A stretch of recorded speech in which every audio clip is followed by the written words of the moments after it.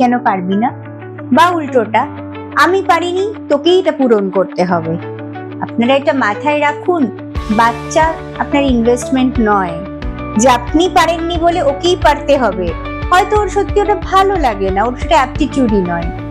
তাহলে বাবা মাকে বা পরিবারের সকলকে এটা বুঝতে হবে যে তাকে, যে সন্তান, তার কি এবিলিটি, তার কি পছন্দ, সে কি চায়, সেই চাহিদাটা তার মধ্যে কিন্তু তাকে গুরুত্ব দেওয়া, যেটা তার মধ্যে অনেক সম্ভাবনা রয়েছে সেটাকে ফুটিয়ে তোলা।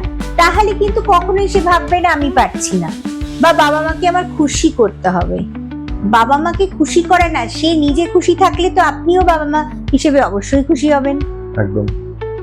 সুতরাং আমার ইচ্ছে চাপিয়ে না দিয়ে তার সাথে খোলামেলা ভাবে একটা কথা বলা, সে কি চাইছে তাকেই স্পেসটা দেওয়া, সে যাতে বলে যে দেখো আমি এটা হতে চাই বা আমার এই সাপোর্টটা লাগবে, সেটা আপনি যদি দিতে পারেন তো ওয়েল এন্ড গুড, যদি আপনি দিতেও না পারেন সেটাও আপনি খোলাখুলি জানান। কারণ আমার মনে হয় প্যারেন্টিং এর কথা যেহেতু আসলো সেহেতু বলি যে সেটা খুব ওপেন হওয়া উচিত, যে আমার সমস্যাটা সন্তানকে যদি আমি গুছিয়ে বা বুঝিয়ে বলি সে কিন্তু সেটা রিয়েলাইজ করবে, এবং তাতে কিন্তু সম্পর্কের যে দ্বন্দ্ব বা কনফ্লিক্ট সেটাও রিজলভ হওয়া সম্ভব।